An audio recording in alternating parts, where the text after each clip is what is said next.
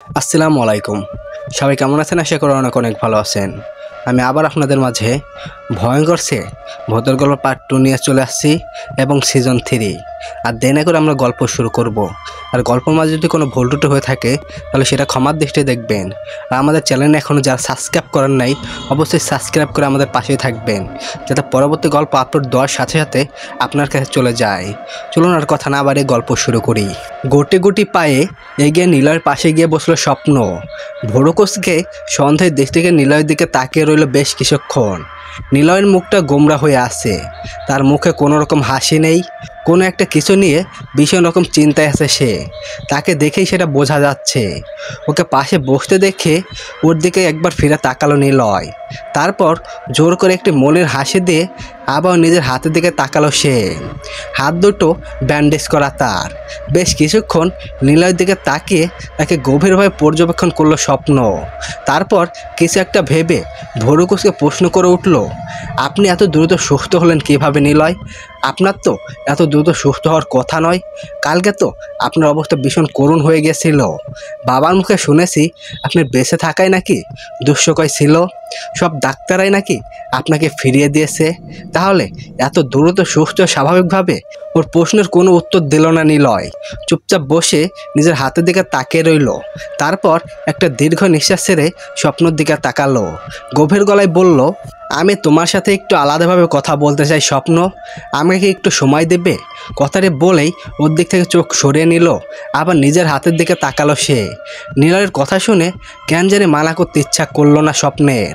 এর আগে যতবার নীলা আলাদা কথা বলতে চেয়েছে ততবারই ভীষণ রকম বিরক্তি বোধ করছে স্বপ্ন, কিন্তু আজ কেন জানি ওকে মানা করতে ইচ্ছা হলো না, বরং আগ্রহ নিয়ে ওর সাথে আলাদা কথা বলতে রাজি হয়ে গেল স্বপ্ন। তারপর নিলয় নিয়ে সোজা নিজের রুমে চলে গেল। অন্যদিন নিলয় দরজা লাগালেও আজকে স্বপ্ন নিজে থেকে দরজা লাগিয়ে সে নিলয়ের পাশে এসে বসলো। নিলয় বিছানার এক সাইডে চুপচাপ বসে আছে। স্বপ্নকে পাশে এসে বসতে দেখে ওদিকে তাকিয়ে মনের হাসি দিল। তারপর আবার নিজের হাতের দিকে তাকিয়ে বলতে শুরু করলো, তুমি আসলে কে স্বপ্ন? তুমি কি সত্যিই কোনো মানুষ নাকি অন্য কিছু? কিভাবে এমন মৃত্যুর হাত থেকে বাঁচিয়ে আনলে আমায়? আর আল্লাহই যখন, তাহলে এখন আবার সব কিছু না জানা নাটক করছে কেন? ওর এমন প্রশ্নে যেন আগা মাথা কিছুই বুঝতে পারল না স্বপ্ন। মাথায় যেন আকাশ ভেঙে পড়ল তার। সে ভোরকোসকে ওর দিকে তাকিয়ে বিলাসিত গলায় বলল, আপনি ঠিক কি বলতে চাচ্ছেন নিলয়? আমি তো আপনার কথা কিছুই বুঝতে পারছি না। এটা কেমন প্রশ্ন আপনার? ওর থেকে এমন উত্তর পেয়ে ছোট্ট করে একটি নিঃশ্বাস ছাড়ল নিলয়। তারপর ওর দিকে ঘুরে বসে ওর চোখে চোখ রেখে বলতে শুরু করলো, হ্যাঁ, আমি যা বলছি ঠিক বলেছি। কাল রাতে আর কেউ নয়, তুমি আমাকে বাঁচিয়েছো। ডাক্তার যখন সব কিছু হাল ছেড়ে দিয়েছিল, আমাকে বাঁচার শেষ চেষ্টা ইলেকট্রিক শক দিতে চাইছিল, তখনই তুমি এসে তোমার কোনো শক্তি দিয়ে বাঁচিয়ে তুলছো আমায়। আমি সেটা নিজের চোখে দেখেছি। নিজের চোখকে কিভাবে অস্বীকার করব বলো? তবে কাল রাতে তোমাকে মোটেও স্বাভাবিক মনে হয়েছিল না। মনে হচ্ছিল তুমি কোনো ম্যাজিশিয়ান, খুব বড় কোনো ম্যাজিশিয়ান, যে ম্যাজিক করে আমাকে সুস্থ করে দিয়েছো কিছু মুহূর্তের মাঝেই। ওর এইসব উল্টাপাল্টা কথা শুনে ভীষণ বিরক্ত হলো স্বপ্ন। ওর পাশ থেকে উঠে দাঁড়িয়ে বেশ রাগী গলায় বলল, আপনার কি মাথা খারাপ হয়ে গেছে নাকি নিলয়? হাসপাতাল থেকে ফিরে কী সব আবল তাবল বলছেন এইসব? আমি কখন হাসপাতালে গেলাম আর আপনাকে সুস্থ করে তুললাম? আমি একজন সাধারণ মানুষ। আপনাকে সুস্থ করে তোলার মতো কোনো শক্তি আমার কাছে নেই। আপনার নিশ্চয়ই কোথাও ভুল হচ্ছে, অথবা কোনো স্বপ্ন দেখছেন আপনি।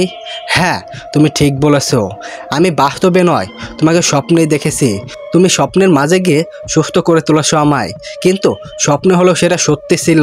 তুমি আমাকে সুস্থ করে তুলেছ, আমি এটা পুরোদমে বিশ্বাস করি, কিন্তু তুমি এমন শক্তি কোথায় পেলে?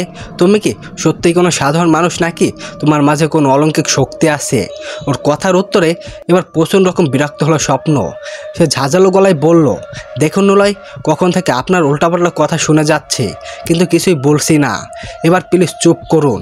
আপনি নিশ্চয়ই পাগল হয়ে গেছেন। কী সব উল্টাপাল্টা বকেই যাচ্ছেন কখন থেকে? আপনার মাথা ঠিক নেই। আপনি এখন আসতে পারেন। গত রাতে যখন আমি নরক যন্ত্রণায় ছটফট করছিলাম, প্রচণ্ড রকম কষ্ট হচ্ছিল আমায়, আঘাতটা হাতে লাগলেও যেন সারা শরীর আগুনে জ্বলছিল, এমন রকম জ্বালাপোড়া হচ্ছিল।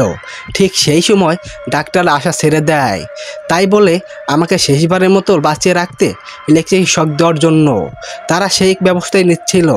সেই মুহূর্তে দু চোখ বন্ধ হয়ে আসে। আমি আর কোনো কিছুই দেখতে পারছিলাম না, যেন গভীর কোনো অন্ধকার গহীনে হারিয়ে যাচ্ছিলাম। তখনই আমার চোখের সামনে ভেসে ওঠো তুমি মুচকি এসে দাঁড়িয়েছিলে আমার সামনে।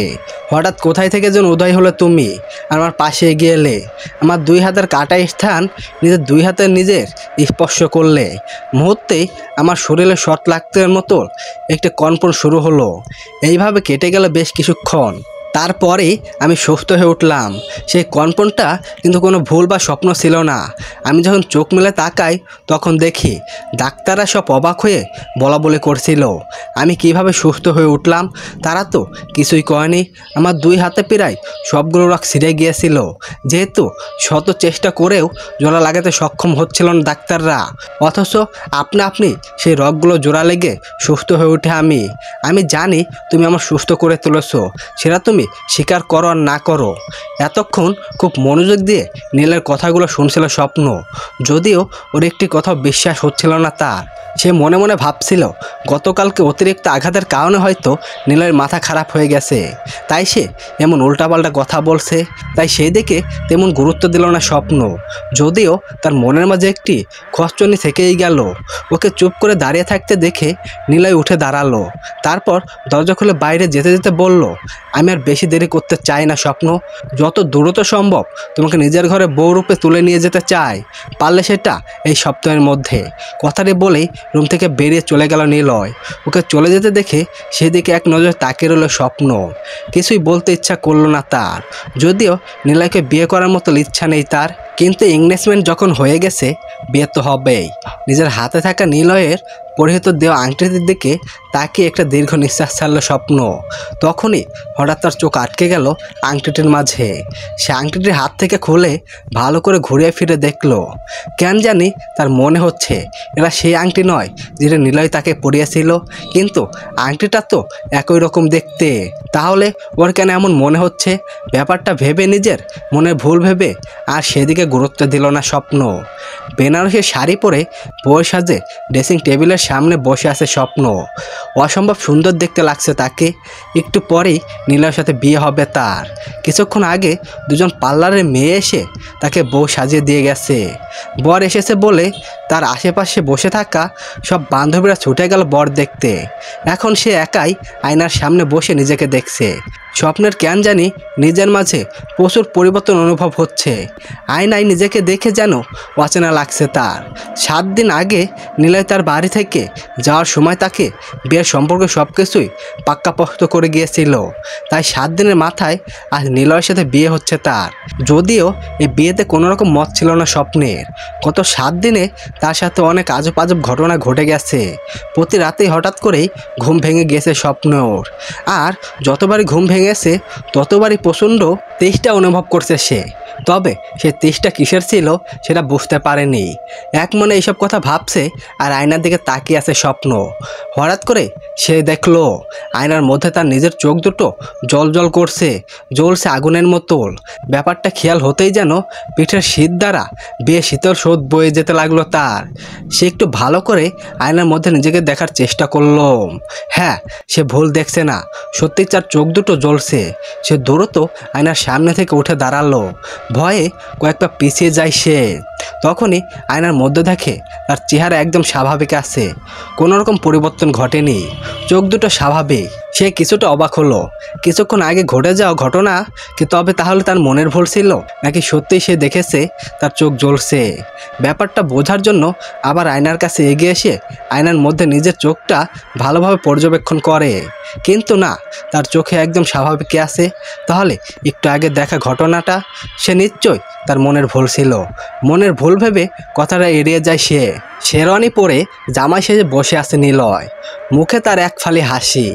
আনন্দের যেন শেষ নেই আজ তার। আজকে যে অনেক দিনের চাপ পূর্ণ হতে চলেছে তার। আজকে সে নিজের প্রিয়তমা এই স্বপ্নকে স্ত্রী হিসেবে আপন করে নেবে, তাকে বিয়ে করে নিজের ঘরে নিয়ে যাবে। এসব কথা ভাবতেই যেন মনটা খুশিতে উল্লসে হয়ে ওঠে। হঠাৎ কিরিং কিরিং শব্দে ফোনটা বেজে ওঠে। সেদিকে ফিরে তাকায় নিলয়। ফোনটা হাতে নিয়ে স্ক্রিনে তাকিয়ে দেখে স্বপ্ন ফোন করেছে। স্বপ্নের ফোন পেয়ে যেন খুশিতে আত্মহারা হয়ে ওঠে নিলয়। সে যখনই ফোনটা রিসিভ করতে যাবে তখনই ফোনটা কেটে যায়। আর সাথে সাথে স্বপ্নের নাম্বার থেকে একটি মেসেজ আসে। তাতে লেখা, তুমি একবার ছাদে আসতে পারবে নিলয়? তোমাকে জামাই সেজে কেমন দেখতে লাগছে তা খুব দেখতে ইচ্ছা করছে। প্লিজ আসো, তবে চুপি চুপি, কেউ যেন না জানে। তোমার জন্য অপেক্ষা করছি। তোমার স্বপ্ন। মেসেজটা পড়ে যেন চোখ দুটো বেরিয়ে আসে অতিক্রম হলো নিলয়ের। খুশিতে যেন নিজের হিতরিতে জ্ঞান শূন্য হয়ে গেল। এই প্রথম তাকে স্বপ্ন তুমি তুমি করে স্মরণ করেছে স্বপ্ন। তাও আবার নিজ থেকে তাকে দেখতে চাইছে জামাই সেজে কেমন দেখতে লাগছে। এটা যে তার কাছে কতটা খুশির ব্যাপার সে নিজেও জানে না। নিলয় আর সময় নষ্ট না করে ফোনটা পকেটে রাখলো। তারপর আশেপাশে লোকদের বলে সে একটু ওয়াশরুমে যাবে। কথাটা বলেই কোনো মতে সবাইকে পাশ কাটিয়ে সবার চোখের আড়ালে সোজা স্বপ্নদের বাসার ছাদে গিয়ে পা বাড়ালো সে। টিপটপ লাইটের মৃদু আলোতে ছাদের প্রায় সব কিছু আপসা আপসা দেখা যাচ্ছে। নিলয় ধীরে ধীরে ছাদের দরজার সামনে গিয়ে দাঁড়াতেই দেখলো বেশ খানিকটা দূরে ছাদের এক কোণারে চুপচাপ দাঁড়িয়ে আছে স্বপ্ন। বউয়ের সাজে সেজে আছে সে, কিন্তু অন্য থেকে ঘুরে দাঁড়িয়ে আছে। ওকে দেখেই মুখে হাসি ফুটে উঠল নিলয়ের। সে আর দেরি না করে দ্রুত ছাদের উপর উঠে গেল। দরজাটা হালকাভাবে লাগিয়ে দিয়ে গুটি গুটি পায়ে এগিয়ে যেতে লাগলো স্বপ্নের কাছে। আচমকাই পিছন থেকে কোমর জড়িয়ে ধরলো ওর। নিলয় ভেবেছিল এভাবে কোমর জড়িয়ে ধরাই হয়তো রাগ করে ফেলবে স্বপ্ন, কিন্তু তেমন কিছুই হলো না। স্বপ্নর কোনো প্রতি উত্তর করলো না, বরং আগের মতো চুপচাপ অন্যদিকে ঘুরে আসে সে। ওকে এমন চুপচাপ থাকতে দেখে নিলয়ের মুখে মৃদু হাসি ফুটে উঠল। সে নেশা ভরা গলায় বলে উঠল, এই প্রথম তোমাকে স্পর্শ করায় তুমি কিছু বলছো না আমায়। এই স্বপ্ন, আমার যা তর্স হয়েছে না, কখন বিয়ে করে বউ হিসাবে নিয়ে যাব আমি তোমায়। আমাদের বাসরের কথা চিন্তা করে পাগল হয়ে যাচ্ছে আমি। এই দিনটার জন্য কতই না অপেক্ষা করছি। কথাগুলো এক নাগারে বলে থামলো নিলয়, কিন্তু এখনও স্বপ্ন চুপচাপ, কোনো রকম উত্তর দিচ্ছে না বা কোনো রকম রিয়াকশনও দেখা যাচ্ছে না তার মাঝে। এবার বেশ অবাক হলো নিলয়, কিছুটা খটকা লাগলো তার কাছে। তাই স্বপ্নকে ছেড়ে দিয়ে ওকে নিজের দিকে ঘোরালো। ওর চোখের দিকে তাকাতেই যেন সাথে সাথে চমকে উঠল নিলয়। বুকের হার্টবিট যেন বেরিয়ে আসে অতিক্রম হলো তার।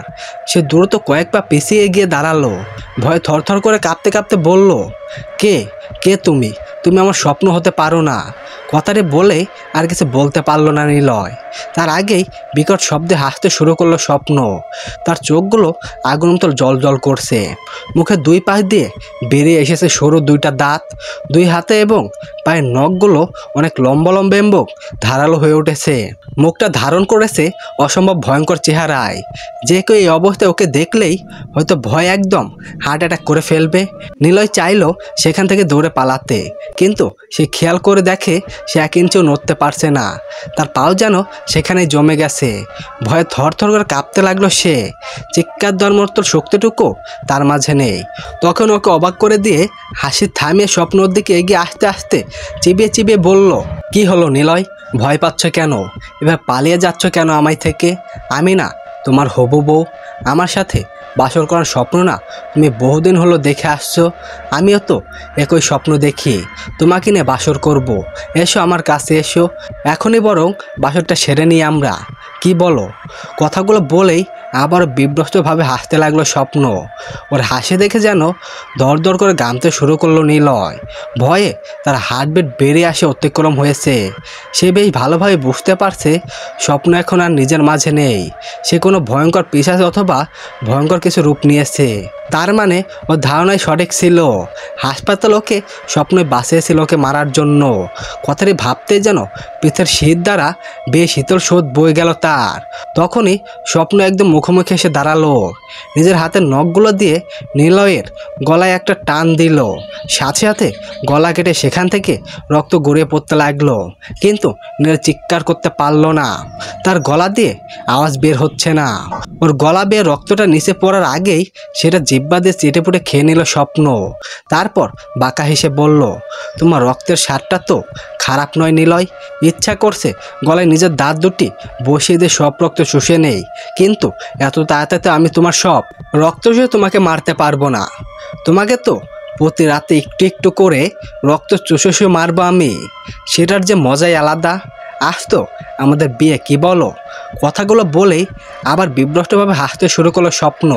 ওর হাসি দেখে আর কথা শুনে এবার যেন ওর বেশি ভয় পেতে লাগলো নিলয়। সে আর সহ্য করতে পারলো না। জ্ঞান হারিয়ে সেখানেই পড়ে গেল। মুখের উপর ঠান্ডা পানির ছিটা পড়ায় জ্ঞান ফিরে এলো নিলয়ের। সে পিট পিট করে সামনে তাকাতেই দেখলো তাকে ঘিরে দাঁড়িয়ে আছে বিয়েবাড়ির সকল লোকজন। সকলের চোখে মুখে বিভ্রষ্ট স্পষ্ট। সে ধীরে ধীরে উঠে বসার চেষ্টা করলো, কিন্তু শরীর প্রচুর দুর্বল, তাই উঠতে পারল না। তখন সে মনে করার চেষ্টা করলো তার সাথে কি হয়েছে। কিছুক্ষণ পর সব কিছু মনে পড়ে যেতেই যেন ভয়ে শিউরে উঠল সে। শরীরের সমস্ত শক্তি খাটিয়ে দ্রুত উঠে বসলো। তারপর কাঁদতে কাঁদতে চিৎকার করে বলল, আমি এই বিয়ে করব না। স্বপ্ন কোনো সাধারণ মানুষ নয়, সে একটা রাক্ষসী। আমাকে মেরে ফেলতে চেয়েছিল। আমি কিছুতেই বিয়ে করব না। ওকে বিয়ে করলে আমার রক্ত খেয়ে আমাকে মেরে ফেলবে। আমাকে এখান থেকে নিয়ে চলো বাবা। আমি এখানে আর এক মুহূর্ত থাকতে চাই না। ওর কথা শুনে সবাই একে অপরের দিকে তাকাতে লাগলো। সকলের মাঝে শুরু হলো চাপা গুঞ্জন। ওর বাবা বেশ বিরক্ত কণ্ঠে রাগী গলায় বললেন, কী সব আবলতল বকছে সেই সব নিলয়? তোর কি মাথা খারাপ হয়ে গেছে? তুই কি বলছিস তা কি ভেবে বলছিস? হ্যাঁ বাবা, আমি ঠিক বলছি। আমি কিছুতেই বিয়ে করব না। স্বপ্নকে তো একদমই নয়। ও মানুষ না, ও একটা পিশাচিনী। আমাকে এখান থেকে নিয়ে চলো। আমি এখানে এক মুহূর্ত থাকতে চাই না। ওর এমন কথায় রাগের সাথে সাথে কিছুটা অবাক হলেন ওর বাবা। তারপর রাগী গলায় বললেন, তুই একা একা ছাদে কি করতে গিয়েছিলি নিলয়? আর সেখানে অজ্ঞান বা হয়ে গেলি কিভাবে? আর এখন জ্ঞান ফেরার পর কী সব আবলতল বকছো সেই সব? একটু আগেও তুমি স্বপ্নের জন্য পাগল ছিলে, তাহলে এখন কেন এইসব কথা বলছো? কেন বিয়ে ভেঙে দিতে বলছো তুমি? নিলয় ওর বাবার প্রশ্নের কোনো উত্তর দিল না। উঠে দাঁড়িয়ে ওর বাবা হাত ধরে বলল, যা বলার বাড়িতে গিয়ে বলবা বাবা। এখন আর এক মুহূর্তে নয়, জলদি চলো। এখানে থেকে পালাতে হবে আমাকে, নইলে আমায় মেরে ফেলবে।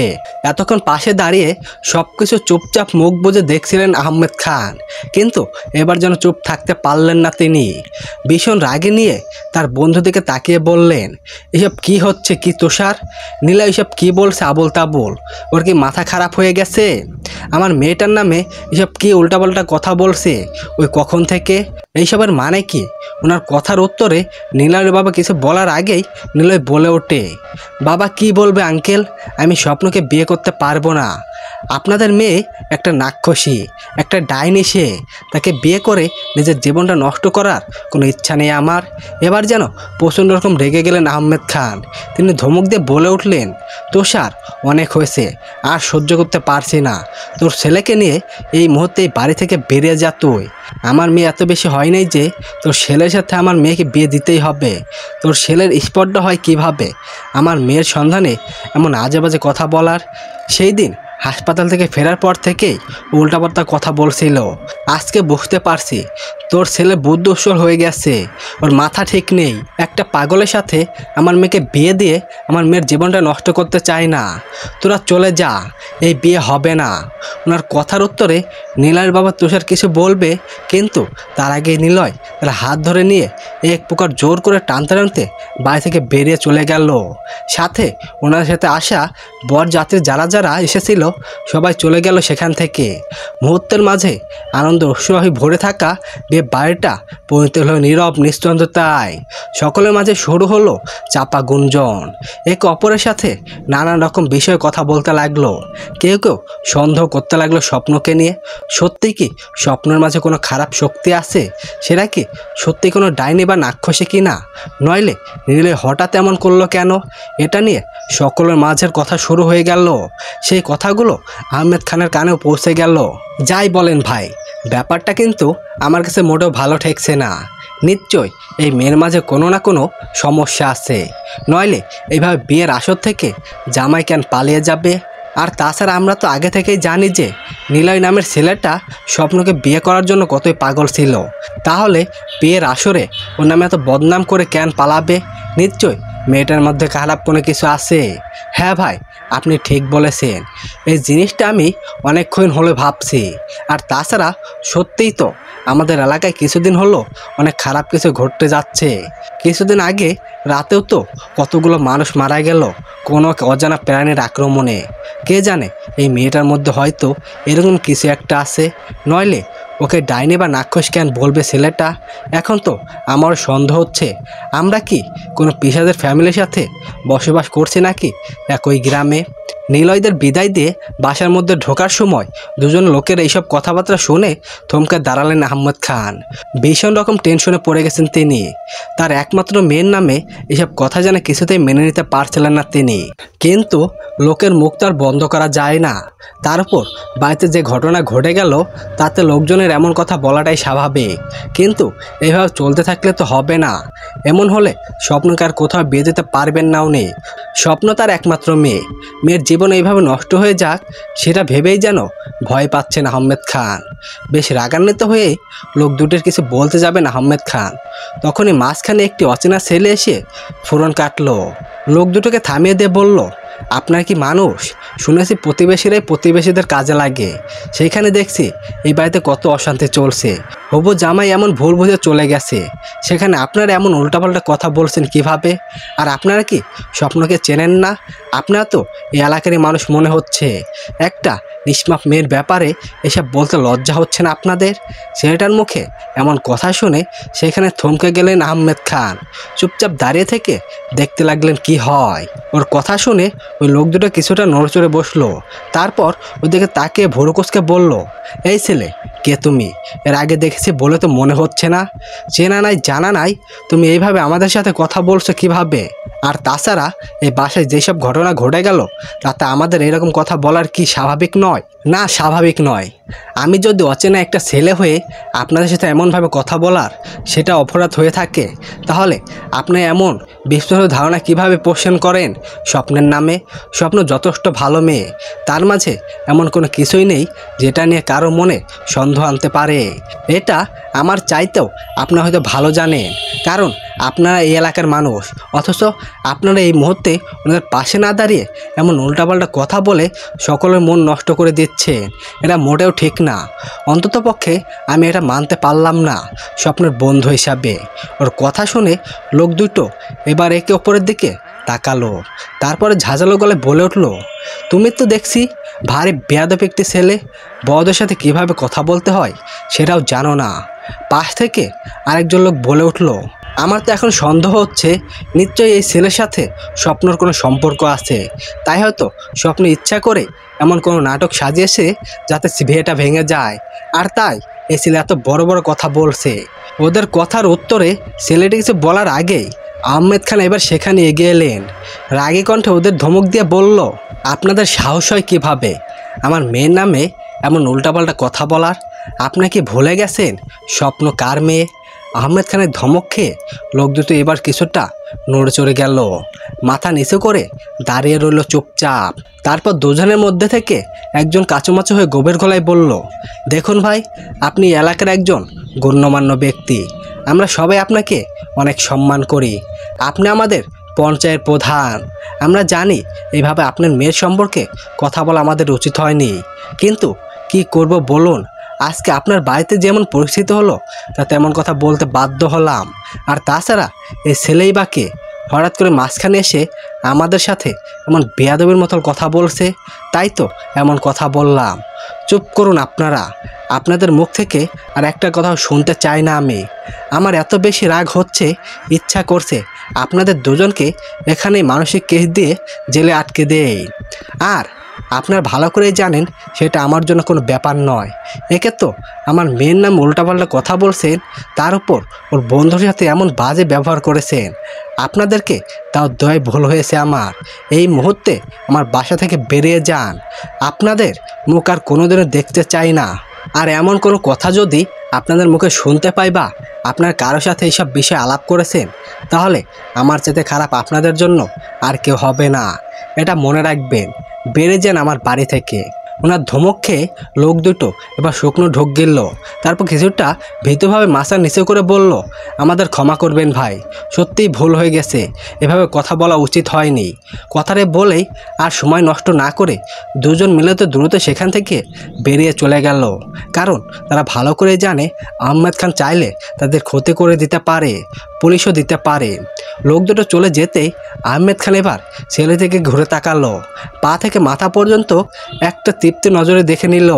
বেশ লম্বা চওড়া, ফর্সা, ধবধবে এবং অসম্ভব সুন্দর দেখতে একটি ছেলে দাঁড়িয়ে আছে তার সামনে। ছেলেটিকে এক নজর দেখেই যে কারোরই ভালো লেগে যাবে। দেখেই বোঝা যাচ্ছে বেশ বড়লোক ঘরের ছেলে সে। আহমেদ খান নিজের গলার স্বর নরম করলেন, মৃদু গলায় বললেন, কে তুমি বাবা? তোমাকে আগে কখনো দেখছি বলে তো মনে হচ্ছে না। আসসালামু আলাইকুম আঙ্কেল, আমার নাম শ্রাবণ। আমি স্বপ্নদের কলেজে একই ক্লাসে পড়াশোনা করি। স্বপ্নের বন্ধু বিয়েতে স্বপ্নে আমার ইনভাইট করেছিল, কিন্তু এখানে এমন কিছু হতে পারে ভাবতেও পারিনি। ওনার কথার উত্তরে আহমেদ খান কিছু বলবেন, তখন দুজন মহিলা লোক তাদের কাছে এগিয়ে এলো। গভীর গলায় জিজ্ঞাসা করলো, এই যে আহমেদ ভাই, মেয়ের বিয়ে তো ভেঙেই গেল, তাহলে আর আমরা এখানে থেকে কি করব? আমরা বরং বাসায় চলে যাই, নাকি বলেন? মেয়ের তো মুখ পড়ল, এবার মেয়েকে ভালো ঘরে বিয়ে দিবেন কিভাবে? কথাগুলো বলেই তাহসিলুর নজরে আহমেদ খানের দিকে তাকিয়ে রইল মহিলা এবং লোকটি। ওনারা দুজনে আহমেদ খানের বিজনেস পার্টনার, যে কারণে ওনাদের সাথে আর তেমন খারাপ আচরণ করতে পারলেন না। আহমেদ খান অনেকদিন ধরে জানে যে এই দুজন তাকে হিংসা করে, খুব একটা পছন্দ করে না, আর তাই সুযোগ বুঝে এমন কথা বলছে তারা। এই মুহূর্তে ওনার ইচ্ছা করছে তাদের সাথে ভীষণ বাজে আচরণ করে তাদের বাসা থেকে বের করে দিতে, কিন্তু সেটাও সে করতে পারছে না। আহমেদ খান মুখ খুলবেন তার আগে পাশ থেকে শ্রাবণ বলে ওঠে, আপনারা আমার বড়, এইভাবে বড়দের মাঝে কথা বলার জন্য ক্ষমা করবেন, কিন্তু আপনাদের কথা শুনে কিছু না বলে পারছি না। আপনারা কিভাবে এমন কথা বলতে পারেন যে স্বপ্নের ভালো করে বিয়ে হবে না? এমন তো হতে পারে এখন যার সাথে বিয়ে হতে যাচ্ছিল তার চাইতে হাজার গুণ বড় ফ্যামিলির স্বপ্নের বিয়ে হবে। ওর কোন দিক কমতে আছে বলতে পারবেন? সব দিক দিয়ে স্বপ্ন একটি পারফেক্ট মেয়ে, ওকে বিয়ে করার জন্য কত ছেলে পাগল থাকে। আর আপনারা কি না এমনভাবে কথা বলছেন যে স্বপ্নের অনেক বড় কোনো অপরাধ করে ফেলেছে? বুঝতে পারছি আপনাদের মনে মানসিকতা এমন কেন। ওর কথা শুনে মহিলা এবং লোকটি তীব্র নজর ওর দিকে তাকালো, পা থেকে মাথা পর্যন্ত দেখে নিল। মহিলাটি গভীর কণ্ঠে রাগী গলায় বলল, বাবা, চেনা নাই জানা নাই এমনভাবে কথা বলছে যেন তুমি এই বাড়ির ছেলে। তাই বলি অন্য ছেলেদের কথা বাদে দিলাম, আজকে এই ঘটনার পর তুমি কি বিয়ে করবে স্বপ্নকে? তোমাকে দেখে তো বড় ঘরের ছেলেই বলে মনে হচ্ছে। মুখে বড় বড় কথা বলা অনেক সহজ, কিন্তু কাজ করে দেখানো কঠিন। কথাগুলো বলেই মুখে ভেঙচি কাটল মহিলাটি। ওদের কথা শুনে এক সেকেন্ডও সময় নিল না শ্রাবণ। সে যেন এই প্রশ্নটা শোনার অপেক্ষায় ছিল। সে শান্ত গলায় বলে উঠল, আঙ্কেল, আপনি যদি রাজি থাকেন তাহলে আমি স্বপ্নকে আজকে এই বিয়ের আসরেই বিয়ে করতে চাই। আমি শ্রাবণ চৌধুরী, চৌধুরী গ্রুপ অফ ইন্ডাস্ট্রিজের মালিকের একমাত্র ছেলে। নাম শুনেছেন হয়তো। ওর এমন কথা শুনে এবার সবাই অবাক দৃষ্টিতে তাকালো ওর দিকে। মহিলাটা যেন কল্পনা করতে পারেনি ওর এক কথা এইভাবে রাজি হয়ে যাবে ছেলেটি। মহিলাটি এবার দু চোখে কটর ছেড়ে বেরিয়ে আসার অতিক্রম ভ্যা ভ্যা করে তাকিয়ে রইল ওর দিকে। তার মধ্যে পরিচয় জানার পর যেন আরও বেশি হতভম্ব হয়ে গেল তারা, কেননা তারা সবাই ভালো করেই জানে চৌধুরী গ্রুপ অফ ইন্ডাস্ট্রিজের মালিক অনেক বড় লোক। ঢাকার শহরে বিখ্যাত বড়লোকদের মাঝে উনিও একজন। দেশে বিদেশে বিজনেস রয়েছে তার, আর তার একমাত্র ছেলে ওনাদের সামনে দাঁড়িয়ে আছে ভাবতে যেন অবাক হচ্ছে সবাই। জানলার ধারে দাঁড়িয়ে আকাশ পানে এক মনে তাকিয়ে আছে স্বপ্ন। তার মনে যেন আকাশ পাতাল চিন্তা এসে ভর করেছে। কিছুতেই নিজের মাথাটাকে ঠিক রাখতে পারছে না। তার সাথে কী থেকে কী হয়ে যাচ্ছে সে নিজেও জানে না। আর সন্ধ্যায় তো নীলয়ের সাথে তার বিয়ে ছিল, কিন্তু আয়নায় নিজেকে অদ্ভুত চেহারা দেখার পর হঠাৎ তার কি হয়ে গেল তার কিছুই মনে নেই। সব কিছু যেন স্মৃতি থেকে মুছে গেছে তার। তারপর যখন সব খেয়াল হলো তখন সে নিজেকে নিজের রুমে আয়নার সামনে বসা অবস্থায় পেল, কিন্তু তার মাঝে পেরিয়ে গেছে 2টি ঘন্টা। সে নিজেও জানে না এই 2 ঘন্টা তার সাথে কি কি হয়েছে না হয়েছে। তবে যখন তার মা এসে তাকে বলে নিলয় তাকে দেখে ভয় পেয়ে ভেঙে দিয়ে চলে গেছে এবং তার নামে উল্টাপাল্টা কথা বলে গেছে সকলের কাছে, তখন সে ভীষণ অবাক হয়েছিল। কারণ সে তো এমন কিছুই করেনি যেটাতে নিলয় ভয় পাবে বা ওর নামে উল্টাপাল্টা কথা বলবে। এই জিনিসগুলো নিয়ে ভীষণ রকম ডিপ্রেশনে চলে গেছে স্বপ্ন। মায়ের মুখে সব শোনার পর নিচে গিয়েছিল সে, কিন্তু বিয়েতে গেস্ট হয়ে আসা সবাই তার দিকে বাঁকা নজরে তাকাচ্ছিল আর একজন এক এক রকমের কথা বলছিল, যেসব শুনে আর সেখানে দাঁড়িয়ে থাকতে পারেনি স্বপ্ন। এই মুহূর্তে নিজের উপর ভীষণ রকম রাগ হচ্ছে স্বপ্নের। বারবার ইচ্ছা করছে বিয়ের পোশাক সব টেনে ছিঁড়ে ফেলে চিৎকার করে কাঁদতে। সে কিছুতেই বুঝতে পারছে না তার সাথে কি হতে যাচ্ছে। নিজেই পাগল পাগল লাগছে তার, নিজেকে পাগল পাগল লাগছে তার, কোনো কিছু মনে করতে পারছে না। এটা ভেবে বিরক্ত হচ্ছে সে। হঠাৎ দরজায় কারো কড়া নাড়া শব্দে করে ধ্যান ভেঙে গেল তার। আকাশের দিক থেকে চোখ সরিয়ে সেই দিকে ফিরে তাকালো সে। দেখে আহমেদ খান দাঁড়িয়ে আছে। ওনাকে সে জানলার কাছ থেকে সামনে এগিয়ে এসে কিন্তু কিছু বলে না। ওকে তাকাতে দেখে আহমেদ খান রুমের মাঝে প্রবেশ করে। ততক্ষণে স্বপ্ন গিয়ে বিছানার এক কোনায় চুপচাপ বসে অন্যদিকে তাকিয়ে থাকে। ওর কাছে এগিয়ে এসে মাথায় আলতো করে হাত বলে আহমেদ খান আদুর গলায় বলে, তুমি আমার একমাত্র মেয়ে স্বপ্ন, আমার 2 চোখের মনি। তোমার মন খারাপ দেখলে আমার কিছুতেই ভালো লাগে না। প্লিজ তুমি এভাবে মুখ গোমরা করে থেকো না। আমি তোমার সাথে একটি গুরুত্বপূর্ণ ব্যাপারে কথা বলতে এসেছি। ওনার কথার উত্তরে কিছু বলল না স্বপ্ন। ভরুকোসকে জিজ্ঞাসু দৃষ্টিতে ওনার দিকে তাকালো। ওকে এইভাবে তাকাতে দেখে আহমেদ খান গিয়ে ওনার পাশাপাশি বসে ওর ডান হাতটা নিজের 2 হাতের মুঠোয় নিয়ে তার উপর হাত বুলিয়ে মৃদু গলায় বলে, এতক্ষণ হয়তো তুমি সব কিছু জানতে পেরেছো স্বপ্ন। আমি কল্পনা করতে পারিনি নিলয় বিয়ের দিন এমন একটা ঘটনা ঘটাবে, তোমার নামে এত বাজেভাবে বদনাম করবে। আগে যদি জানতাম এমন কিছু হবে তাহলে কখনোই ওর সাথে বিয়েতে আমি রাজি হতাম না। নিজেকে আজ বড্ড অপরাধী মনে হচ্ছে তোমার কাছে। তোমার এই গোংরা মুখটা আমি আর সহ্য করতে পারছি না, সেটা তুমি ভালো করে জানো স্বপ্ন। তুমি আমার একমাত্র কলেজার টুকরা কন্যা। তোমাকে সবচেয়ে সুখী দেখতে চেয়েছিলাম আমি, আর তাই নিজের বন্ধুর ছেলের সাথে বিয়ে দিতে চেয়েছিলাম, তারা তোমার রানী করে রাখবে ভেবে। কিন্তু এমনটা হবে কল্পনা করতে পারিনি কখনো। এক নাগারে এইটুকু বলে থামলেন আহমেদ খান। তারপর একটি দীর্ঘ নিঃশ্বাস ছেড়ে আবারও বলতে শুরু করলেন, নিলয় এইভাবে তোমার নামে বদনাম করে চলে যাওয়ায় আশেপাশের লোকজন খুব বাজেভাবে তোমার নামে বদনাম ছড়াচ্ছে। সেটা তুমি নিচে গিয়ে দেখে এসেছো, সেটা আমি জানি, তোমার মায়ের মুখে শুনেছি। হয়তো সেই জন্যই এখন মুখ গোমরা করে বসে আছো। তবে জানো তো স্বপ্ন, আল্লাহ যা করেন সব সময় তার বান্দাদের মঙ্গলের জন্যই করেন। আর তাই হয়তো এই বিয়েটা এইভাবে ভেঙে গেছে। আমি একটি সিদ্ধান্ত নিয়েছি তোমার জন্য। নিলয়ের চাইতেও অনেক ভালো ফ্যামিলিতে বিয়ে ঠিক করেছি। আর আজকে এই বিয়ের আসরেই তোমার বিয়ে হবে। আমি ওর নিলয় এবং ওর বাবাকে দেখাতে চাই আমার মেয়ে কোনো কিছু তো কম নয়, বরং ওদের চাইতে অনেক ভালো ফ্যামিলিতে বিয়ে হয়েছে আমার মেয়ের। আশা করি তুমি এই বিয়েতে অমত করবে না।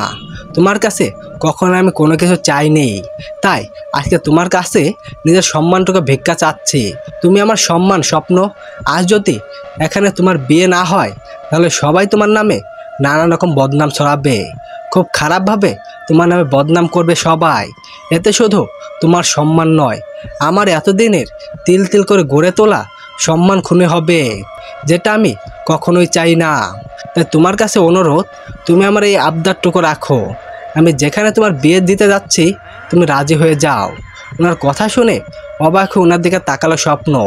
একটু সময়ের মধ্যে কার সাথে বিয়ে ঠিক করলো তার বাবা, এটা ভেবেই যেন ভীষণ অবাক হয় সে কিছু বলার জন্য মুখ খুলবে তার আগে দরজায় কেউ টোকা দেয়। সেই দিকে একসাথে ফিরে তাকায় স্বপ্ন এবং আহমেদ খান। দেখে শ্রাবণ দাঁড়িয়ে আছে।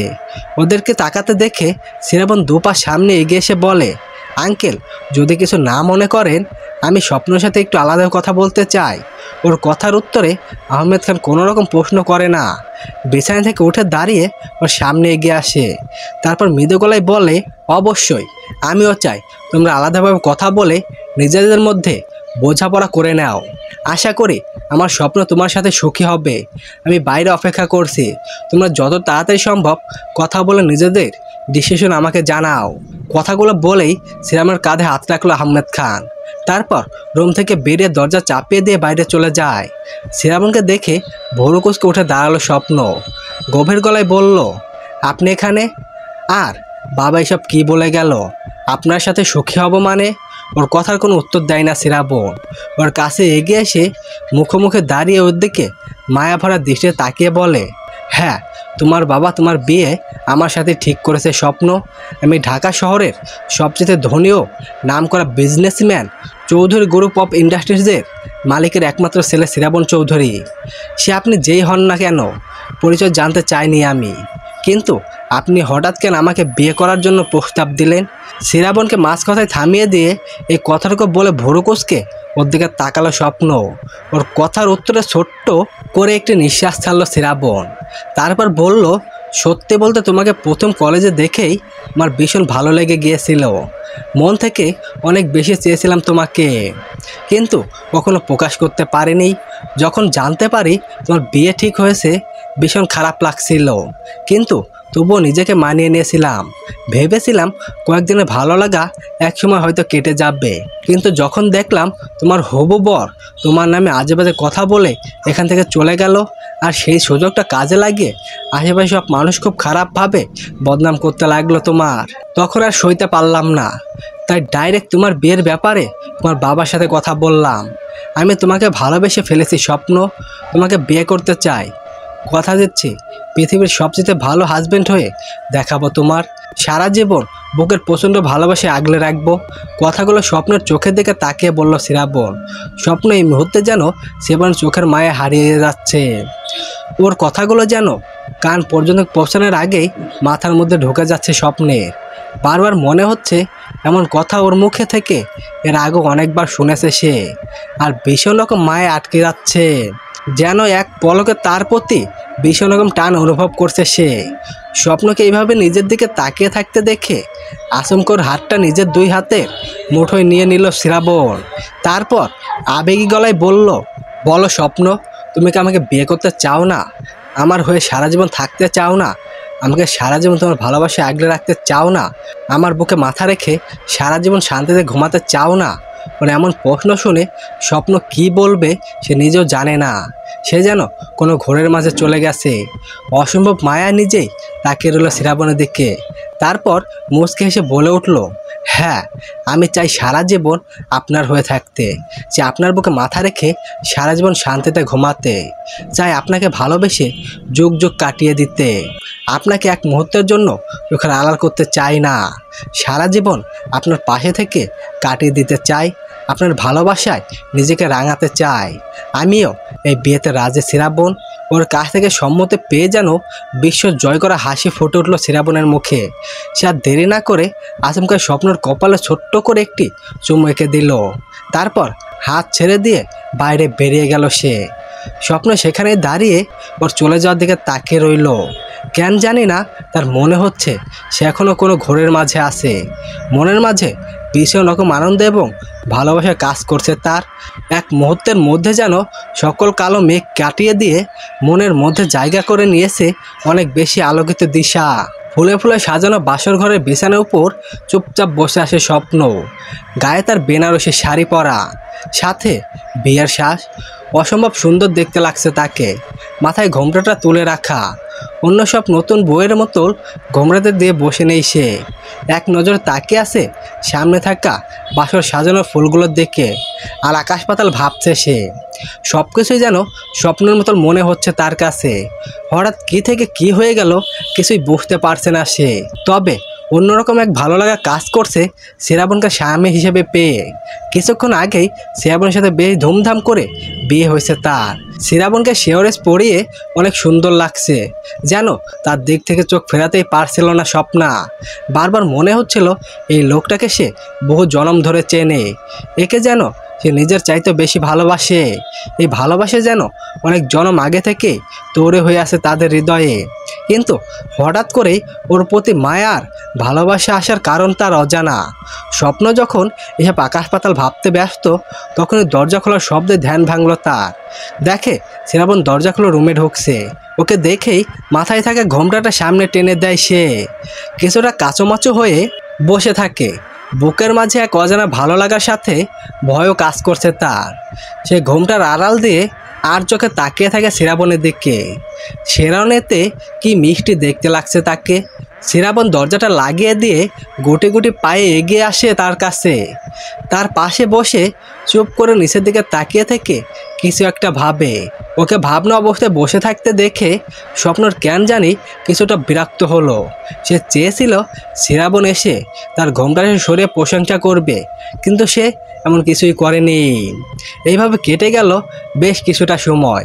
শ্রাবণ এখন আগের মতোই চুপচাপ বসে থেকে নিচের দিকে তাকে কিছু একটা ভাবছে। এবার বেশ বিরক্ত হলো স্বপ্ন। নিজের ঘোমটাটা নিজেই সরিয়ে দেয় সে। শ্রাবণের দিকে তাকে বিরক্ত স্বরে বলে, কি হয়েছে আপনার? এইভাবে দেবদাসের মতো চুপচাপ বসে আছেন কেন? বাসর ঘরে কেউ বুঝি এইভাবে থাকে? ওর এমন প্রশ্নেই নিচের দিক থেকে চোখ সরিয়ে ওর দিকে তাকালো শ্রাবণ। শ্রাবণের চোখ দুটো জল জল করে জ্বলছে আগুনের লাভার মতো। অনেক ভয়ঙ্কর দেখতে লাগছে তাকে। ওর চোখ দুটো দেখতে যেন আটকে উঠল স্বপ্ন। পর মুহূর্তেই তার মাথা ঘুরিয়ে দিয়ে উঠল। মনে হলো কিছু একটা গোলকধাঁধার মাঝে হারিয়ে গেছে সে। হঠাৎ সেখানে জ্ঞান হারিয়ে পড়ে গেল সে। ওর জ্ঞান হারাতেই শ্রাবণ দেরি না করে ওকে ঠিক বিছানায় শুয়ে দিল। তারপর পাশে বসে এক নজরে অসহায় দৃষ্টিতে কিছুক্ষণ তাকিয়ে রইল ওর মুখের দিকে। এভাবে কেটে গেল বেশ কিছুটা সময়। তারপর সে করুণ গলায় বলতে শুরু করলো, আমাকে ক্ষমা করে দাও চাঁদ পাখি। এছাড়া আর কোনো উপায় ছিল না। তোমাকে বশীভূত করে তোমার বিয়ে করেছি আমি। আমি জানি জ্ঞান ফেরার পর তুমি একজন স্বাভাবিক হয়ে যাবে। হয়তো এই বিয়েটা মানতে চাইবে না, কোনো কিছু ঠিকভাবেও মনে করতে পারবে না, কিন্তু এছাড়া আমার আর উপায় ছিল না। তোমাকে বশীমুক্ত না করলে এই বিয়েটা ভেঙে তোমাকে বিয়ে করতে পারতাম না। আর তোমাকে অন্য কারো হতে দেওয়াও অসম্ভব। চাঁদনি শুধু শ্রাবণের, আর শ্রাবণের হয়েই থাকবে তুমি। অন্য কারো হওয়ার অধিকার নেই তোমার। এইটুকু বলে একটা দীর্ঘ নিঃশ্বাস ছাড়ল শ্রাবণ। তারপর উঠে গিয়ে স্বপ্নের কপালে আলতো করে একটু চুমু এঁকে দিল। আবার কিছুক্ষণ চুপচাপ বসে থেকে বলতে শুরু করলো, আমি চাইলে তোমাকে এইভাবে বশীভূত করে আমার ভালোবাসা আগলে রাখতে পারি, কিন্তু সেটা আমি করব না চাঁদ পাখি। আমি চাই গত জন্মের মতো এই জন্ম তুমি আমাকে নিজের মন প্রাণ উজাড় করে সত্যিকারে ভালোবাসো। তবে গত জন্মের মতো এই জন্মে ধোঁকা দেব না। আমি তোমায় সারা জীবন তোমার পাশে থাকবো। তোমাকে আগলে রেখে দায়িত্ব আমার। তুমি যে আমার অনেক তপস্যার ফল। পুরো 70 বছর অপেক্ষা করার পর তোমাকে নতুন করে ফিরে পেয়েছি আমি, তা আবার একদম নতুনভাবে। এবার আর তুমি কোনো সাধারণ মানুষ হয়ে জন্ম নেওনি। তোমার মাঝে রয়েছে অলৌকিক শক্তি, যেটা তুমি আমার থেকেই পেয়েছো। আর সেটা সময়ের সাথে সাথে তুমি পরিপূর্ণ উপলব্ধি করতে পারবে। তখন না চাইতেও তোমাকে শুধু আমার কাছেই থাকতে হবে। তুমি আর মানুষজনের পৃথিবীতে থাকতে পারবে না। আমাদের একটি আলাদা পৃথিবী তৈরি হবে, যেটাতে শুধু তুমি আর আমি থাকবো। আমাদের রাজত্ব হবে সব জায়গায়। কথাগুলো এক নাগারে বলেই হাসি ফুটে উঠল শ্রাবণের। তারপর সে আর দেরি না করে স্বপ্নের পাশে চুপচাপ শুয়ে পড়ল। ওর গলা এবং কপালে আলতো করে চুমু এঁকে দিয়ে ওকে বুকের মাঝে জড়িয়ে নিয়ে চুপচাপ শুয়ে রইল। জানালা ভেদ করে সকালে মৃদু রোদে চোখে এসে লাগতেই ঘুম ভেঙে গেল স্বপ্নের। সে চোখ বন্ধ অবস্থাতেই বুঝতে পারল তাকে কেউ আষ্টে পৃষ্ঠে জড়িয়ে ধরে শুয়ে আছে। বিষয়টা ভীষণ অস্থির ফিল হলো তার। সে দ্রুত চোখ মেলে তাকালো। তাকাতেই যেন ভীষণ রকম অবাক হয়ে গেল সে। দেখলো শ্রাবণের বাহু ডোরে আবদ্ধ হয়ে শুয়ে আছে সে। শ্রাবণ তাকে জড়িয়ে বিব্র ঘুমাচ্ছে। ভালো করে লক্ষ্য করতেই সে দেখলো শ্রাবণ জামাইয়ের সাথে সেজে আছে, শেরওয়ানি পরা তার গায়ে। এবং নিজের গায়েও বেনারসি বউয়ের সাজে রুমের মাঝে চোখ বুলাতে দেখে রুমটা বাসর ঘরের মতোল করে ফুল দিয়ে অনেক সুন্দর করে সাজানো হয়েছে। কিছুক্ষণের জন্য যেন মাথা ঘুরে উঠল স্বপ্নের। সে কিছুই বুঝতে পারছে না শ্রাবণের সাথে কি তার বিয়ে হয়েছে। সব দেখে তো তেমনই মনে হচ্ছে, কিন্তু তার কিছু মনে পড়ছে না কেন। সে কেন জানি শ্রাবণকে জাগালো না। চুপচাপ চারিপাশে তাকিয়ে ভাবতে লাগলো কি হয়েছে তার সাথে, কেন তার কিছু মনে পড়ছে না। যতটুকু মনে পড়ে সে আয়নার সামনে বসে বউ সাজে নিলয়ের জন্য। তারপর আর তার কোনো কিছু খেয়াল নেই। শত চেষ্টা করেও কিছু মনে করতে পারল না স্বপ্ন।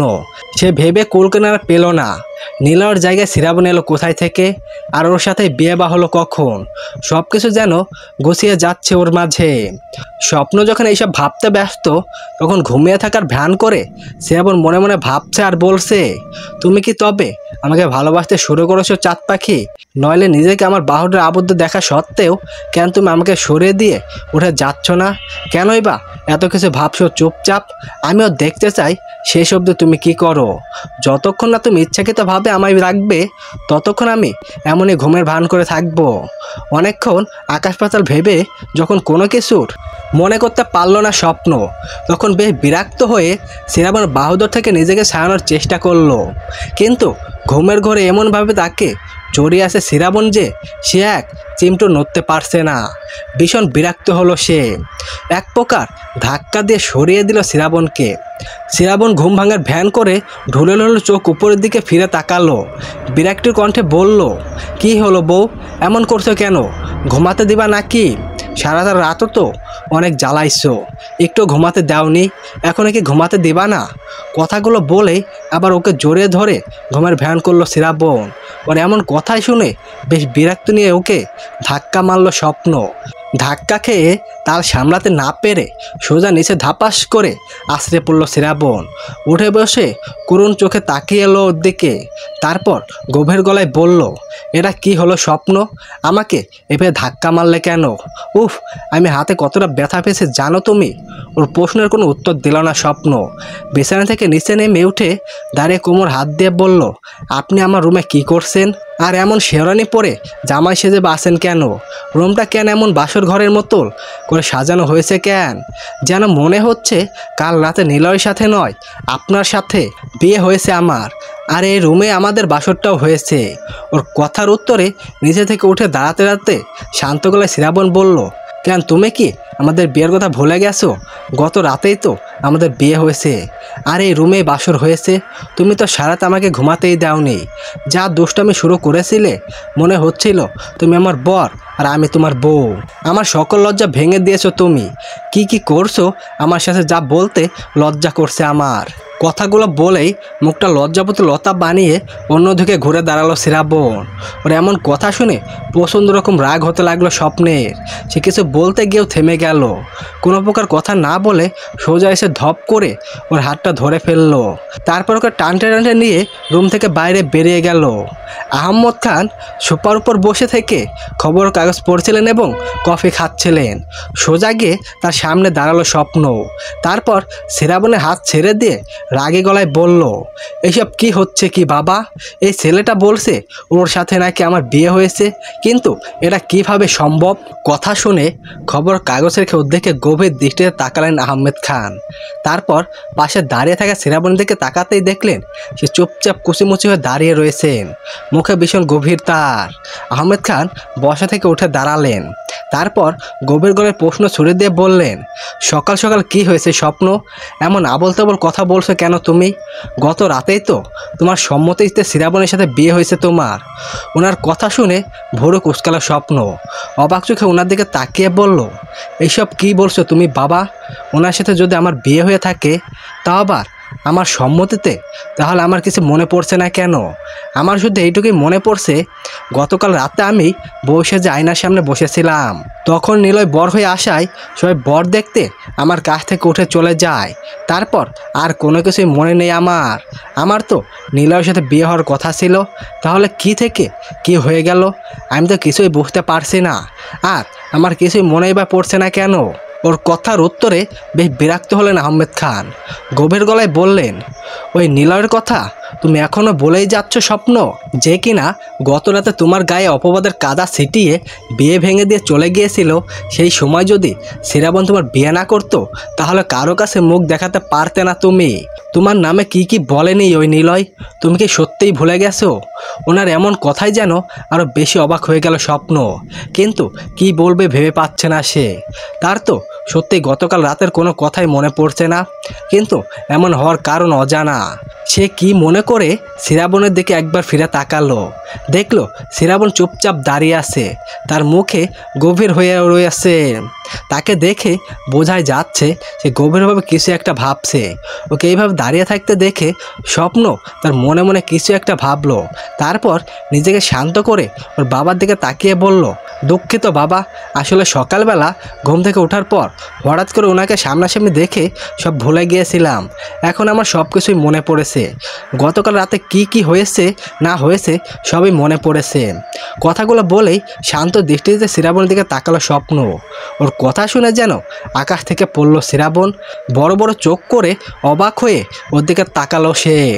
ওকে এইভাবে তাকাতে দেখে স্বপ্নের মুখে ফুটে উঠলো রহস্যময় হাসি। সে আর কথা না বাড়িয়ে বলল, আচ্ছা বাবা, তুমি থাকো, আমরা ফ্রেশ হয়ে আসছি, অনেক বেলা হয়েছে, খেতে হবে তো। আম্মু নিশ্চয় তার নতুন জামাইয়ের জন্য রান্না করতে ব্যস্ত। কথাটি বলেই ওনাকে কিছু বলার সুযোগ না দিয়ে আবার শ্রাবণের হাত ধরে নিয়ে সোজা নিজের রুমের দিকে হাঁটা দিল স্বপ্ন। ওর এমন কাণ্ডই অবাক হয়ে গেলেন আহমেদ খান। মেয়ে এমন লজ্জাবতী তাকে বেশ ভাবালো। সে একটি দীর্ঘ নিঃশ্বাস ফেলে চুপচাপ সোফায় বসে পড়লেন। শ্রাবণের হাত ধরে রুমে এসেই ওকে রুমের মধ্যে দরজা লাগিয়ে দিল স্বপ্ন। তারপর কোমরে হাত দিয়ে ভুরু কুঁচকে তাকালো ওর দিকে। ওকে এমনভাবে তাকাতে দেখে বেশ কিছুটা অস্তিত্বে পড়ে গেল শ্রাবণ। এই মুহূর্তে স্বপ্নকে একটি গোলকধাঁধা ছাড়া আর কিছুই মনে হচ্ছে না তার কাছে। আর আচার আচরণ ভীষণভাবে ভাবাচ্ছে তাকে। ওর মনে কী চলছে সেটা জানার জন্য বেকুল হয়ে পড়ল শ্রাবণ। ওকে আরও বেশি অবাক করে দিয়ে স্বপ্ন এবার ভাবনাহীনভাবে ওর সামনে দিয়ে হেঁটে চলে গেল আয়নার সামনে।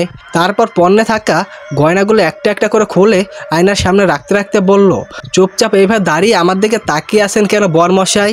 যাও ফ্রেশ হয়ে রেডি হয়ে নাও, দুজনে একসাথে নিচে খেতে যাব। তুমি ফ্রেশ হতে হতে আমি এইসব পাল্টে নিচ্ছি। ওর এমন আচরণ এবং কথা এবার যেন চোখ দুটো কচ ছেড়ে বেরিয়ে আসে অতিক্রম হলো শ্রাবণের। সেইখানে দাঁড়িয়ে ভ্যা ভ্যা করে তাকিয়ে রইল ওর দিকে। আয়নার মাঝে ওকে এইভাবে তাকিয়ে থাকতে দেখে আয়নার দিক থেকে চোখ সরিয়ে ওর দিকে ঘুরে দাঁড়ালো স্বপ্ন। আবার ওর পাশে এগিয়ে এসে মুখের কাছে মুখ নিয়ে বলল, আমার আচরণে এত অবাক হচ্ছ কেন তুমি? গতকাল তো আমাদের বিয়ে হয়েছে তাই না? আর রাতে তো বাসরও হয়ে গেছে, তাহলে এইভাবে অবাক চোখে আমার দিকে তাকিয়ে থাকার মানে কি? গতকালে সব মনে পড়ে গেছে আমায়, কিন্তু এটা কিভাবে সম্ভব? তোমার কিছু মনে পড়তে পারে না, এটা অসম্ভব। হঠাৎ করেই মুখ ফসকে কথাটি বলেই ফেলল শ্রাবণ।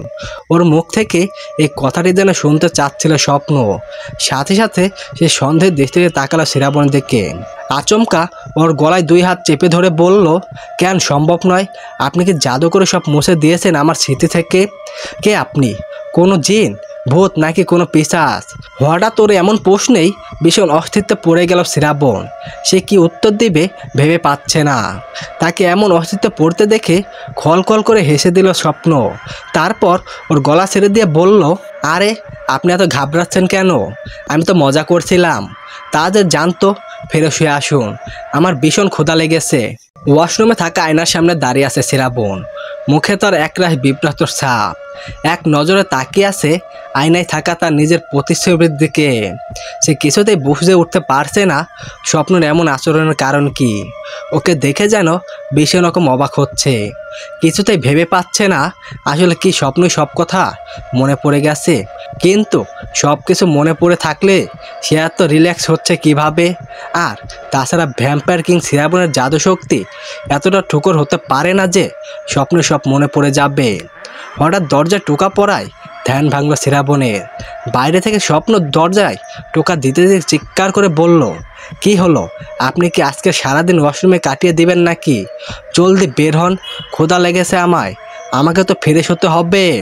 ওর এমন কথা শুনে একটা দীর্ঘ নিঃশ্বাস ছাড়লো শ্রাবণ। তারপর কিছুক্ষণ চুপ থেকে মনে মনে কিছু একটা ভেবে মুখ বাঁকা হাসি ফুটিয়ে তুলল সে। একটু পর ওয়াশরুমের দরজা খুলে বাইরে বের হতে চিৎকার দিয়ে উঠল স্বপ্ন। অন্যদিকে ঘুরে দাঁড়িয়ে রাগী গলায় বলল, এটা কোন ধরনের অসভ্যতা? এইভাবে কোনো মেয়ের সামনে আসে নাকি কেউ? আপনার কি লজ্জা বলতে কিছুই নাই? ওর কথা শুনে শ্রাবণের মুখে বাঁকা হাসিটা যেন আরও বেশি চওড়া হয়।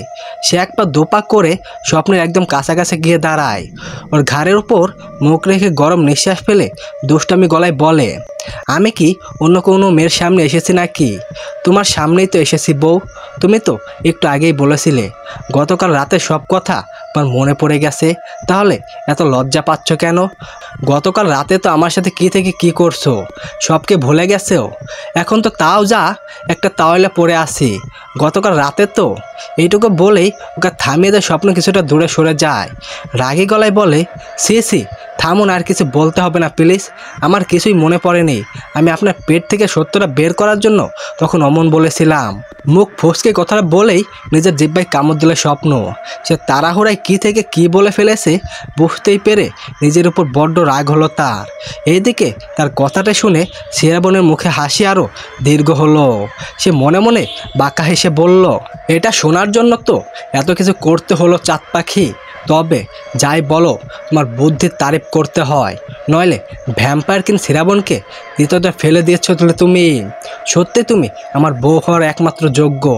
আবারও নতুন করে তোমার প্রেমে পড়ে গেলাম আমি চাঁদ পাখি। কথাগুলো ভেবেই স্বপ্নের একদম কাছে এগিয়ে এলো শ্রাবণ। ওকে কিছু বুঝতে না দিয়ে সোজা পিছন থেকে কোমরে জড়িয়ে ধরল। ওর কানের কাছে মুখ নিয়ে ফিস ফিস করে বলল, সে তুমি সত্যি বলো আর মিথ্যা বলো। গত রাতে যেহেতু আমার লজ্জায় ভেঙেই দিয়েছো, তাহলে এখন এত লজ্জা পাচ্ছ কেন? আমার কিন্তু আমার সামনে এইভাবে আসতে একটু লজ্জা করেনি। আফটার অল তুমি আমার 10টা না 5টা না একটা মাত্র বউ। বড্ড বেশি আদরের জিনিস জানো তো। আচমকায় শ্রাবণ এমন কাণ্ডে এবং কথায় যেন শিউরে ওঠে স্বপ্ন। সে নিজেকে ওর বাহুডোর থেকে ছাড়ানোর আপ্রাণ চেষ্টা করতে লাগলো, কিন্তু ওর শক্তির সাথে কিছুতেই পেরে উঠল না। এবার ভীষণ রকম অস্তিত্বে পড়ে গেল স্বপ্ন। কিভাবে ওর কাছ থেকে ছাড়া পাওয়া যায় সেটা ভাবতেই যেন উদাস হয়ে উঠল সে। তখনই শ্রাবণ ইচ্ছাকৃতভাবে তাকে ছেড়ে দিল আর বলল, আচ্ছা চাঁদ পাখি, যাও, আর বিরক্ত করব না। জলদি ফ্রেশ হয়ে রেডি হয়ে আসো। আমারও ভীষণ ক্ষুধা পেয়েছে। তুমি ফ্রেশ হতে হতে আমি চেঞ্জ করে নিচ্ছি। ওর বাহুডোর থেকে ছাড়া পেতেই যেন হাঁপ ছেড়ে বাঁচল স্বপ্ন। সে আর সময় নষ্ট না করে দৌড়ে ওয়াশরুমে গিয়ে দরজা লাগিয়ে দিল। তারপর জোরে জোরে নিঃশ্বাস নিতে লাগলো সে। তখনই হঠাৎ তার খেয়াল হলো শ্রাবণ তাকে চাঁদ পাখি বলে ডেকেছে। কথাটা মনে হতেই যেন মাথায় চমক দিয়ে উঠল তার।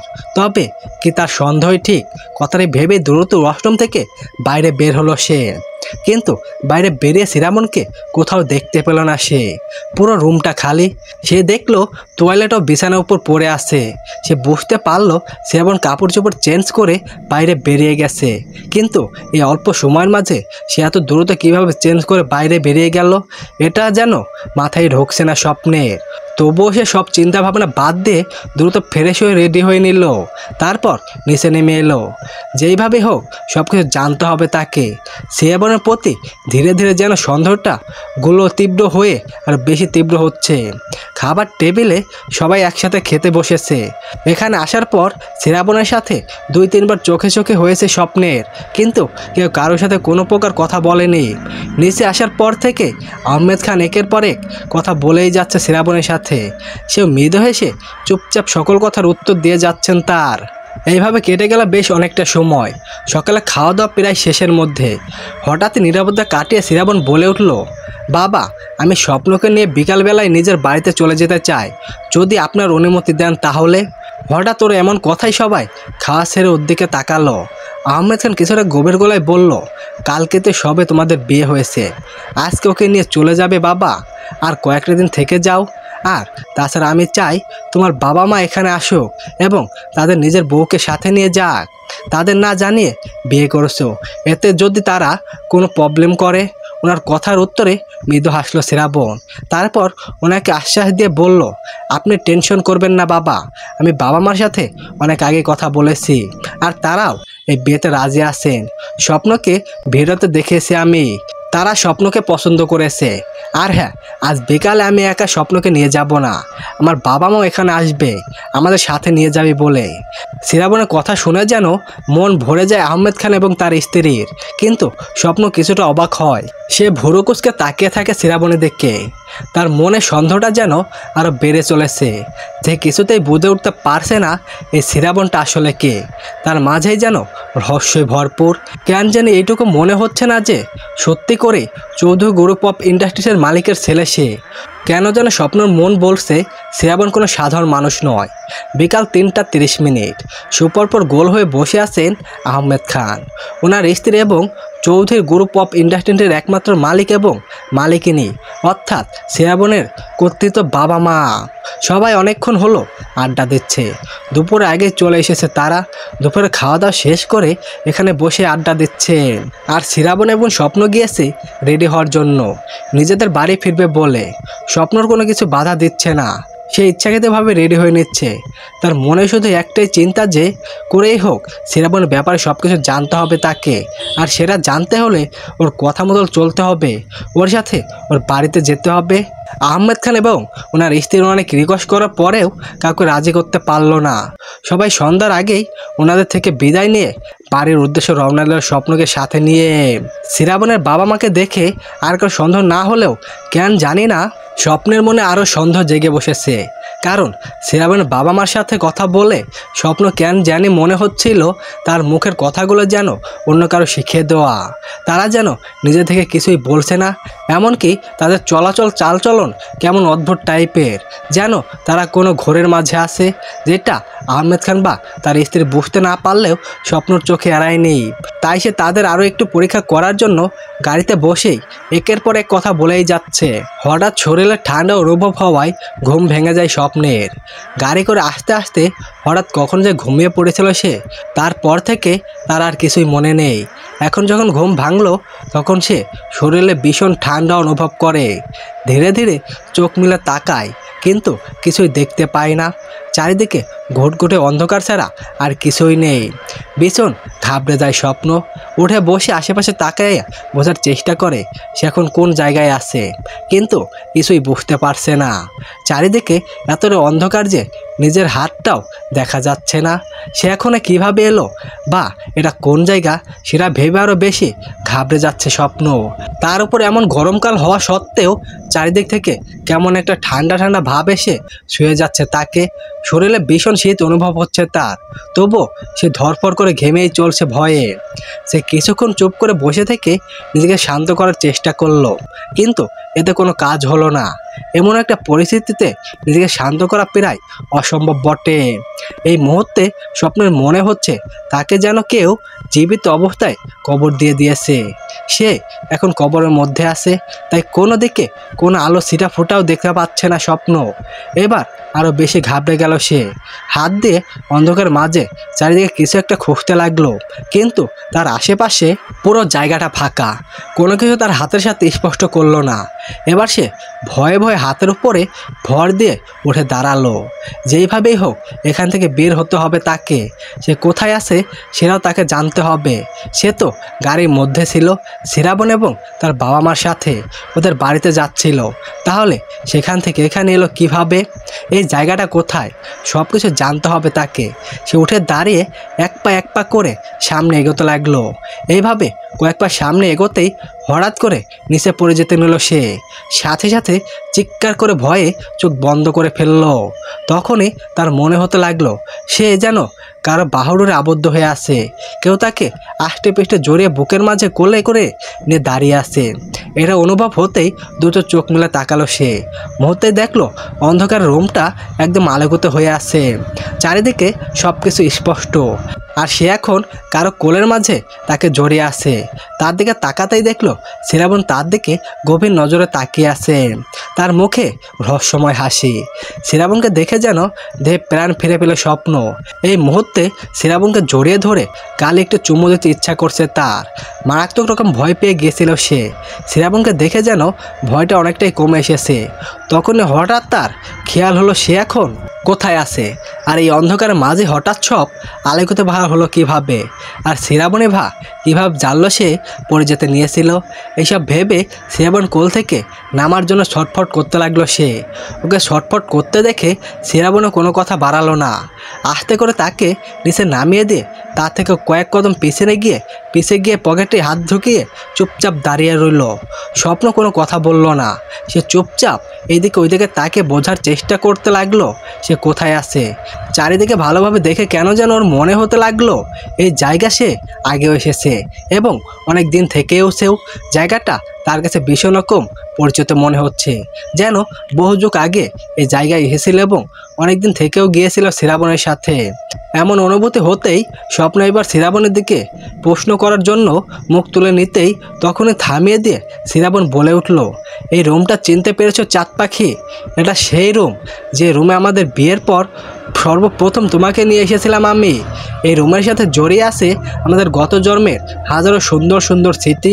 সেগুলো কি মনে আছে তোমার চাঁদ পাখি? ওর এমন কথা শুনে আরও বেশ অবাক হয়ে গেল স্বপ্ন। সে অবাক হয়ে ওর দিকে তাকালো কিন্তু কিছু বলল না। আবারও আশেপাশে তাকিয়ে সব কিছু ভালোভাবে দেখতে লাগলো। যত বেশি রুমটাকে দেখছে তত বেশি পরিচিত মনে হচ্ছে তার। হঠাৎ জানলার বাইরে গাছে ঝুলে থাকা বাদরগুলোর দিকে চোখ আটকে গেল স্বপ্নের। সে এবার ভয় না পেয়ে গুটি গুটি পায়ে এগিয়ে গেল জানলার কাছে। বাইরে উঁকে দিয়ে দেখলো বিশাল লম্বা লম্বা বট গাছের চারিদিকে ভরপুরে আছে, আর বটগাছের প্রত্যেকটি ডালে উল্টো হয়ে ঝুলে আছে অসংখ্য বাদরগুলো স্বাভাবিকের তুলনায় অনেক বড় এবং চোখগুলো জলজল করছে। কি ভয়ঙ্কর দেখতে তাদের। ঠোঁটের দুপাশ দিয়ে বেরিয়ে আসে লম্বা লম্বা দুইটি করে দাঁত। এই জিনিসগুলো দেখে স্বপ্নের জন্য অচেনা মনে হচ্ছে না। তার বারবার মনে হচ্ছে এগুলো সে আগেও দেখেছে, এই জায়গায় সে এর আগেও এসেছে। এইবার আর চুপ থাকতে পারল না সে। পিছন দিকে ঘুরে দাঁড়িয়ে শ্রাবণের দিকে ভোরকুচকে তাকালো। দেখলো সে আগের মতোই পকেটে হাত গুজে ওর দিকে তাকে চুপচাপ দাঁড়িয়ে আছে। কোনো রকম কথা না বাড়িয়ে ওর কাছে এগিয়ে এলো স্বপ্ন। তারপর শ্রাবণের মুখে দাঁড়িয়ে চোখে চোখ রেখে বলল, কে আপনি? আর এটা কোন জায়গা? আমার কেন মনে হচ্ছে এই জায়গায় আমি এর আগেও এসেছি। এই রুমটাতে আমি থেকেছি। এই রুমের সাথে আমার অনেক অনেক স্মৃতি জড়িয়ে আছে। আপনাকে আমি অনেক আগে থেকে চিনি। এমন কেন মনে হচ্ছে আমার? আপনি কোনো সাধারণ মানুষ নয়, এটাই কেন বারবার মন বলছে। সত্যি করে বলুন কে আপনি, আর এটা কোন জায়গা? আমাকে কোথায় নিয়ে এসেছেন আপনি? ওর কথার কোনো উত্তর দিল না শ্রাবণ। ওর কাছ থেকে কিছুটা পিছনে পিছিয়ে গেল। কয়েক পা পিছনের দিকে গিয়ে আচমকা দুই হাত দুই পাশে তুলে ধরল। সাথে সাথে ওর পিঠ ভেদ করে বেরিয়ে এলো লম্বা দুইটি কালো কোষকোষে ডানা। সেই সাথে ওর চোখ দুটো লাল টকটকে হয়ে জ্বলে উঠল। হাতে এবং পায়ের নখগুলো বিশাল লম্বা লম্বা এবং ধারালো হয়ে উঠল। ঠোঁট ভেদ করে বেরিয়ে এলো লম্বা দুইটি সরু দাঁত। কি ভয়ঙ্কর দেখতে লাগছে তাকে। ওকে এই চেহারা দেখে পিছিয়ে গেল স্বপ্ন। ভয় শিউরে উঠল সে। ওকে ভয় পেতে দেখে শ্রাবণ একটা দীর্ঘ নিঃশ্বাস ছাড়ল। তারপর সামনে দাঁড়িয়ে থেকে করুণ গলায় বলল, তুমি কি সত্যি কিছু মনে করতে পারছো না চাঁদ পাখি? ভালো করে তাকিয়ে দেখো, আমি তোমার শ্রাবণ। আমি তোমার সেই শ্রাবণ যাকে তুমি একজন ভ্যাম্পায়ার জানা সত্ত্বেও পাগলের মতো ভালোবেসেছিলে, যাকে স্বামী হিসেবে মেনে নিয়েছিলে, যাকে ভালোবেসে সবচেয়ে বড় ধোঁকা খেতে হয়েছিল তোমায়। শেষ পর্যন্ত তোমার ভালোবাসার কাছে হার মেনে তোমার সামনে মৃত্যুবরণ করেছিলাম আমি। সেই সব কি ভুলে গেছো তুমি চাঁদ পাখি? ওর এমন কথা শুনে কেন জানি না হঠাৎ করেই ভয়টা মন থেকে মুছে গেল স্বপ্নে। সে অবাক হয়ে তাকে রইল শ্রাবণের দিকে। ওর কথাগুলো বোঝার চেষ্টা করলো আর মনে করার চেষ্টা করলো ও সত্যি শ্রাবণের আগে থেকে চেনে কি না, বা ওর সাথে এমন কিছু ঘটেছে কি না।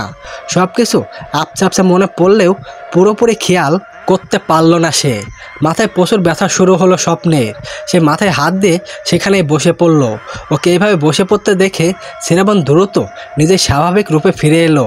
তারপর দৌড়ে ওর কাছে এসে ওকে বুকে জড়িয়ে নিয়ে বলল, রিল্যাক্স চাঁদ পাখি, এতটা হাইপার হয়েও না, মাথায় বেশ প্রেশার দিও না। আপনি সব কিছু মনে পড়ে যাবে তোমার, কারণ এখন তুমি কোনো সাধারণ মানুষ নয়। তোমার মাঝে কিছু অলৌকিক শক্তি আছে। তোমাকে যে মনে করতেই হবে গত জন্মের সকল ঘটনা, তাহলে তুমি বুঝতে পারবে এই জন্মে তোমার শক্তির ব্যাপারে। ওর কথার উত্তরে স্বপ্ন কিছু বলল না, চুপচাপ ওর বুকে মাথা দিয়ে চোখ বন্ধ করে ফেললো। শ্রাবণ কিছু একটা বুঝতে পেরে ওর মাথায় হাত বুলে দিতে দিতে বলল, ঘুমিয়ে পড়ো চাঁদ পাখি, ঘুম থেকে উঠলে সব কিছুই ঠিক হয়ে যাবে। তুমি এখন গভীর ঘুমে চলে যাচ্ছ 70 বছর আগের সেই গত জন্মে তোমার কাছে, যে তোমার নাম ছিল চাঁদনি, যে ছিল একজন সাধারণ মানুষ। সব কিছু মনে পড়বে তোমার। চলবে এখন ধীরে ধীরে গল্পের সব কিছু জট খুলবে। পড়ার পরে আর রিস্ক করা হয় নাই, তাই কোনো ভুল টুটো হলে ক্ষমার দৃষ্টিতে দেখবেন। আর আমাদের চ্যানেলে সাবস্ক্রাইব এখন যারা করেন নাই, অবশ্যই সাবস্ক্রাইব করে আমাদের পাশে থাকবে। আর পরবর্তী পার্টই হবে এই গল্পের শেষ পার্ট এবং লাস্ট পার্ট। পরে সকল গল্প একসাথে দেওয়া হবে। সবাই সেই পর্যন্ত ভালো থাকবেন, সুস্থ থাকবেন। আল্লাহ হাফেজ।